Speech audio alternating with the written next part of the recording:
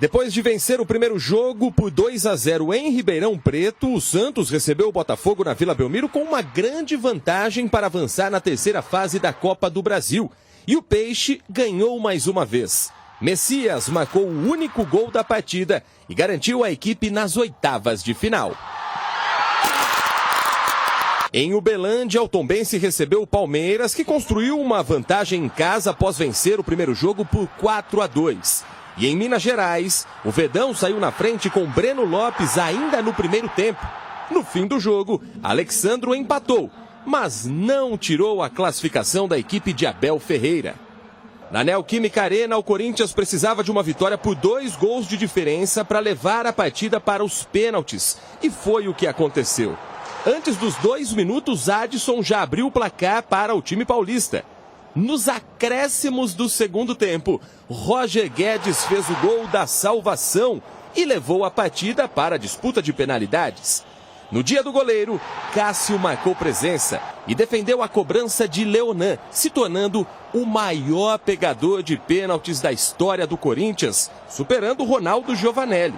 Do outro lado, o camisa 10 do Timão, Roger Guedes, decidiu mais uma vez e garantiu a classificação alvinegra. Vamos dar uma olhada aqui nos outros jogos da rodada. Veja aí. Copa do Brasil, jogo de volta à terceira fase, Mangueirão. E não bastasse o 6-1 da ida, o Fortaleza voltou a bater o Águia de Marabá. Com 9 minutos de bola rolando, Romero tentou 2 vezes, mas quem mandou para a rede foi Romarinho. O próprio Romarinho se encarregou também de uma assistência. Zanocelo emendou de prima e ampliou a vantagem cearense.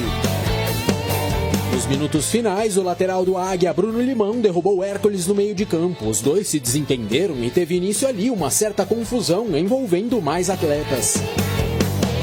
No meio do empurra-empurra, o árbitro Alisson Furtado precisou tomar uma atitude. Sebajos do Fortaleza expulso, assim como Danilo Cerqueira do time paraense ficou naquilo.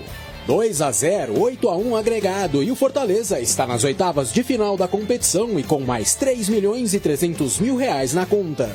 Fue una partida correcta de todo time y pudimos conseguir o objetivo que es pasar a próxima fase de Copa Brasil.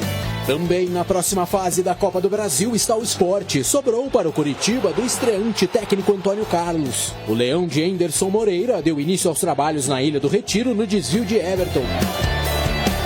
No início do segundo tempo, Zago substituiu Aleph Manga, autor de 5 dos últimos 8 gols da equipe paranaense. E aí, o Coxa amargou de vez a 7ª partida seguida sem vitória. Outro cruzamento de Luciano Juba e Wanderson definiu 2-0. E somando o empate na ida, o recém-campeão pernambucano avançou também às oitavas da Copa do Brasil e segue a maratona.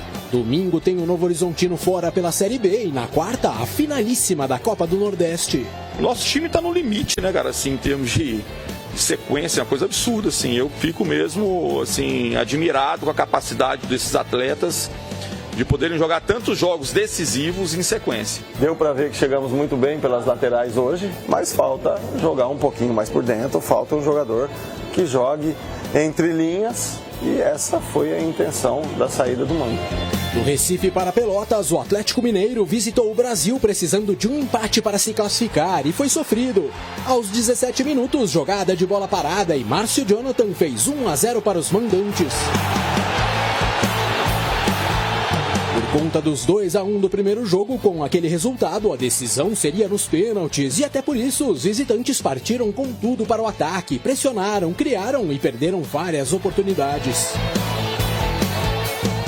O nó da garganta do torcedor só foi desatado aos 43 do segundo tempo. Passe por elevação de Mariano e Zarate, o bonito, evitou os penais. Final 1-1, Eduardo Cudê, aliviado, admitiu as falhas, mas atribuiu o drama ao estado do gramado do Bento de Freitas.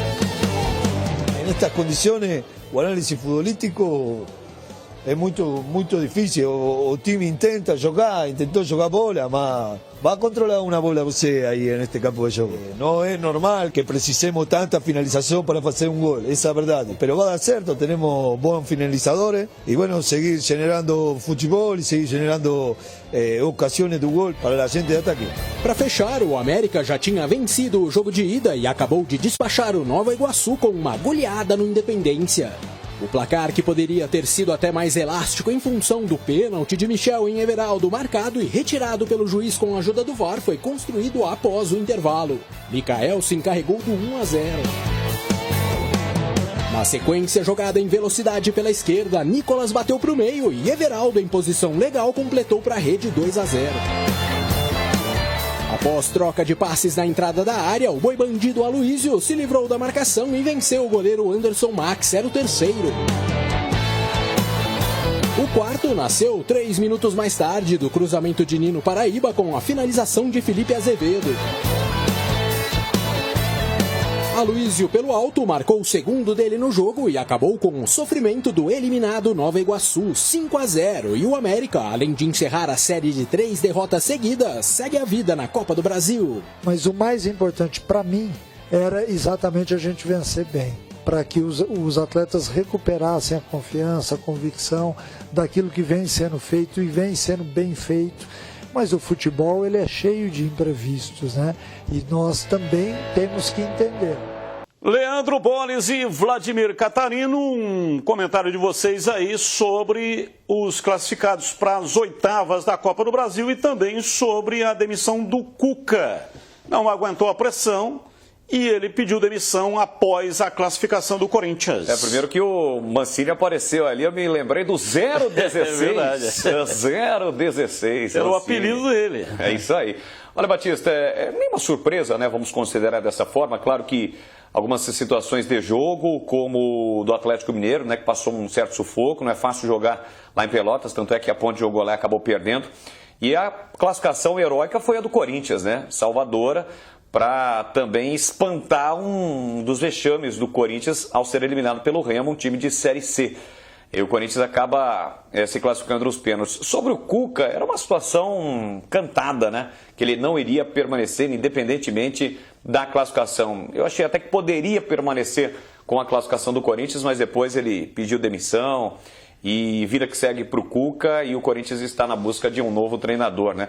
O que o Corinthians precisa nesse momento é paz. A gente dizendo, Rogério Ceni. Rogério Ceni é um cara rival do Corinthians, né? Trabalhou muito tempo no rival, dos principais jogadores do São Paulo e nesse momento não traria a paz que o Corinthians precisa.